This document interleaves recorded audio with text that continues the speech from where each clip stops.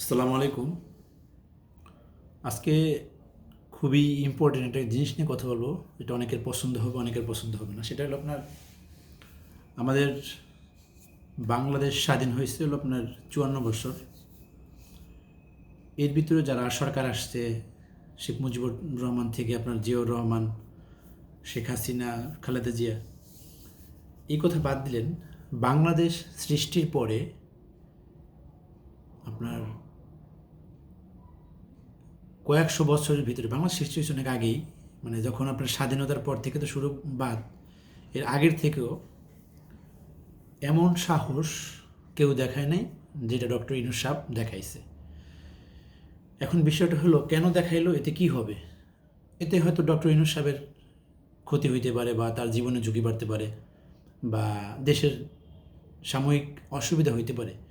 কিন্তু ডক্টর ইউনূস সাহেব যেই ভূমিকা নিচ্ছে, এরকম সাহস এবং এমন পারফেক্ট, মানে জনগণের, বাংলাদেশের যে মানুষের যে 18 কোটি বা 20 কোটি মানুষ যা আছে বাংলাদেশে, তার ভিতরে আপনার প্রায় 15 কোটি মানুষ বা 16 কোটি মানুষের যে মনের চিন্তা, আকাঙ্ক্ষা, এটা বাস্তব রূপ দেওয়ার জন্য ডক্টর ইউনূস সাহেব যেই কাজটা করছে সেটা হলো ভারতের ভিসা বন্ধ করে দিচ্ছে।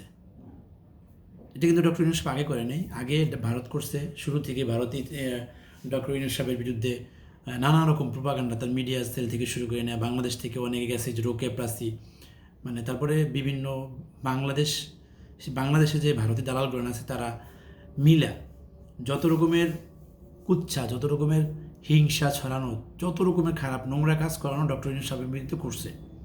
কিন্তু 16 মাস তাও ডক্টর ইউনূস সাহেব এগুলো হ্যান্ডেল করে এখন টিকে আছে। তো বিষয় হলো যে ডক্টর ইউনূস সাহেব এই সাহস কেন নিল? ডক্টর ইউনূস সাহেব এই জনগণের, সাধারণ জনগণের, মানুষের চিন্তা এবং তাদের যে আকাঙ্ক্ষা, এটা বুঝতে পারছে। দেখেন, ভারত কিন্তু বাংলাদেশকে এখন কি বলে, তুচ্ছ-তাচ্ছিল্য করে, যে তোদের আমরা বাঁচাই রাখছি, তোদেরকে আমরা খাবার দিলে বাঁচবি না, বাঁচবি না, তোদেরকে আমরা ভাতে খাবারে মারবো, পানিতে মারবো। আপনি দেখেন, তিস্তাপারে বর্ষাকালে পানি দিয়ে ভাসাই দেবে, আর শুকনাকালে তারা পানি ছাড়বে না, মানে রোদে আমাদের ফসল ধ্বংস হয়ে যাবে, প্রচণ্ড খরা। তো এখন বিষয়বস্তু হলো যে ভারতের বিরুদ্ধে ডক্টর ইউনূস সাহেব যেই কাজটা করছে, এর সমর্থন করবে কারা? যারা দেশপ্রেমিক, যারা দেশের পক্ষের শক্তি, তারাই সমর্থন করবে। আপনি দেখেন, বাংলাদেশে যেই সরকার আসছে, 54 বছর যারাই ছিল এই দেশের শাসন ক্ষমতায়, তারা সবসময় ভারতের পা চাইটাই ছিল। ভারতের ভারত ফেলানি হত্যা করছে, সীমান্তে হত্যা করে, একটার পর একটা হত্যা করে, এই নিয়ে কিন্তু তারা কোনো কথা বলে না, এবং তাদের সবসময় একটা নমনীয় ভাব থাকে। যেটা ডক্টর ইউনূস সাহেব এটা এসে জবাব দিছে, বা তাদের রাষ্ট্রদূতকে তলব করছে, জানাইছে, প্রতিবাদ জানাইছে।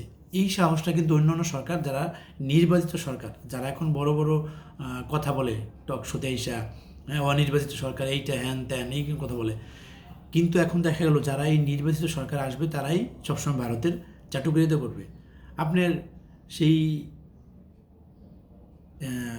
যত যত রকমের অন্যায় অবিচার বাংলাদেশের মানুষের উপর ভারত করছে, এইটা পৃথিবীর ইতিহাসে প্রতিবেশী দেশের প্রতি আর কেউ করছে বলে মনে হয় না। আপনি দেখেন, সীমান্তে একটার উপর একটা লাশ, সীমান্তের কোল ঘুষে একেবারে কোল কোলে নিকটে একেবারে ফেন্সিডিল ইয়াবার কারখানা বানায়া ইয়াং জেনারেশন ধ্বংসের পায়তারা করছে। এই যে এই ভারত, মানে ভারত বাংলাদেশকে যত রকমের অস্থিরতা, আপনি নির্বাচন সামনে, বাংলাদেশের অস্থিরতার জন্য ভারত দায়ী। আপনি এমন কোনো দিক নাই যে ভারত বাংলাদেশের জন্য ক্ষতিকর, মানে ফাঁদ পায়দা রাখে নেই।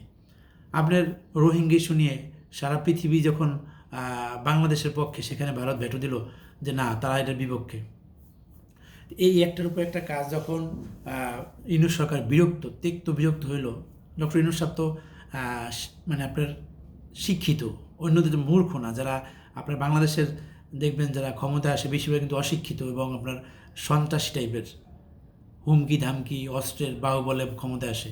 তো ডক্টর ইউনূস সরকার তো মেধা, আর যারা ন্যায্য মেধাবী, প্রকৃত মেধাবী, তারা কিন্তু কখনো কারো দাবিদারি করে না। তারা কখনো মানুষের নেগলিজেন্সি মেনে নিতে চায় না, মানুষের অবজ্ঞা, মানুষের অবহেলা মেনে নিতে পারে না। আপনি দেখবেন যে বাংলাদেশে হাতির জানাজা দেখেন লক্ষ লক্ষ লোক হওয়ার কারণ কি?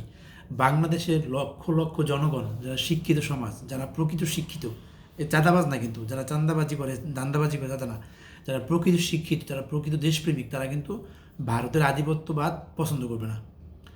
ওই যে হাদি একটা কথা বলছিল না যে প্রয়োজনে আমরা একবেলা খাবো, প্রয়োজনে ঘাস খাবো, তাও সামরিক শক্তিতে বাংলাদেশকে শক্তিশালী করতে হবে। এই কথাটার ভ্যালু কত, এইটার যে মর্ম, এটার তাৎপর্য, এই কথার হাদির যে এই কথার সিগনিফিকেন্স, এটা তো চাঁদাবাজরা বুঝবে না। চাঁদাবাজরা তো মনে করবে যে দেশ যাক, খালি পকেটে মাল আসলে হইল। তো ডক্টর ইউনূস এই কাজটা করছে স্বাধীনতার পরে বা আগে এই বাংলাদেশে এমন শক্তি বা সাহস কেউ দেখায় নাই। ডক্টর ইউনূস যেটা করছে এটাকে সাবাস বলতে হবে আপনার, যদি আপনি দেশপ্রেমিক হয়ে থাকেন। এখন ওই যে এই জুলকার নাইন সাহেবের মতন যারা দালাল আছে সাংবাদিক, তারা তো বলবে যে আমাদের শক্তি নেই, সাহস নেই। আরে ভাই, 1971 সালে বাংলাদেশ যুদ্ধ করছে না?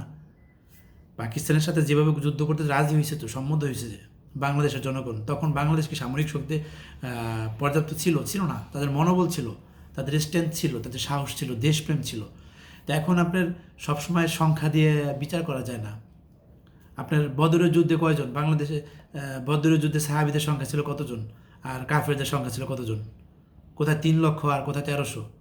এই হিসাবটা করতে হবে আপনার, যে বাংলাদেশে মানুষ, সাধারণ জনগণ এখন সোচ্চার, তারা এখন তাবেদারি পছন্দ করবে না, ভারতের আধিপত্যবাদ পছন্দ করবে না। এই আধিপত্য বিস্তারের বিপক্ষে যে দাঁড়াবে, বিরুদ্ধে যে দাঁড়াবে, তার পক্ষে সাধারণ জনগণ থাকবে। হাদির মতন লক্ষ্য হাদি তার পিছনে থাকবে। কিন্তু সন্ত্রাসী, চাঁদাবাজ, তাদের ব্যাপারটা আলাদা। তারা তো ভারতের দালাল, তারা এখন দালালি করছে। শুনছি তাদের নেতারাও নাকি আপনার ভারতের সাথে আঘাত করে ক্ষমতা আসার জন্য দেশ বিক্রির ফয়সলা করতেছে। হ্যাঁ, এখন বিষয়টা হলো যে আপনার ডক্টর ইউনূস যেই কাজটা করছে, কোনো সরকার পারে নাই। যদি নেক্সট পরবর্তী সরকার কি আসবে না আসবে জানি না, আসলে তার পথে হাঁটতে হবে, এবং যারাই ভারতের আধিপত্য বিরুদ্ধে কথা বলবে তাদের পক্ষে জনগণে থাকতে হবে। ডক্টর ইউনূসকে সেলুট জানাই শুধু এই কাজের জন্য। অন্য অনেক ব্যর্থতা আছে, কিন্তু ভারতের ভিসা যে বন্ধ করছে, এই জন্য তাকে সালাম জানাই। এবং পাশাপাশি যাদেরকে আমাদের যারা আলেম সমাজ আছে, যাদেরকে মিথ্যা মামলায় বা ওই যে মব বলে অ্যারেস্ট করা হয়েছে, তাকে মুক্তি চাই। প্রথম আলো ডেইলি স্টার হামলার মব না, এটা ছিল হলো আপনার পরিকল্পিত, বা আপনার এটাকে বলে হলো আপনার কি বলে, যে আধিপত্যবাদের সমর্থন করেছে, তারা প্রতিবাদ জানিয়েছে। এই হামলায় যাকে অ্যারেস্ট করে সবাইকে মুক্তি দিতে হবে, এই প্রত্যাশা।